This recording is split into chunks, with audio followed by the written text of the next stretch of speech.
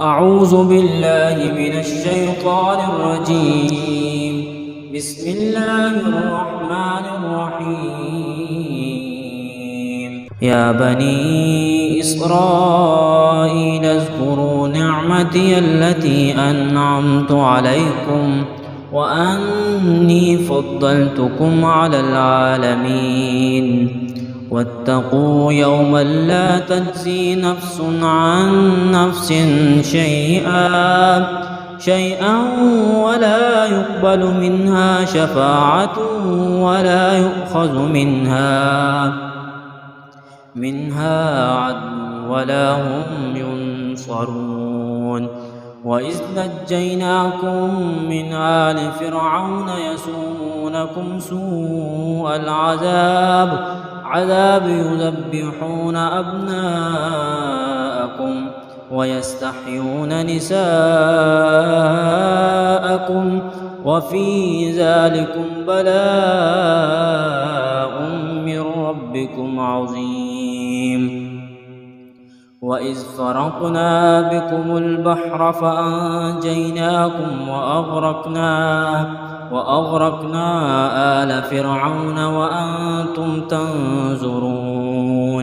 وإذ باعثنا موسى 40 ليلة ثم اتخذتم العجل من بعده وأنتم ظالمون. ثم عفونا عنكم من بعد ذلك لعلكم تشكرون. وإذ آتينا موسى الكتاب والفرقان لعلكم تهتدون. وإذ قال موسى لقومه يا قوم إنكم ظلمتم أنفسكم باتخاذكم العجل فتوبوا إلى بارئكم فاقتلوا أنفسكم ذلكم خير لكم عند بارئكم فتاب عليكم إنه هو التواب الرحيم. وإذ قلتم يا موسى لن نؤمن لك حتى نرى الله جهرة فأخذتكم الصاعقة وأنتم تنظرون.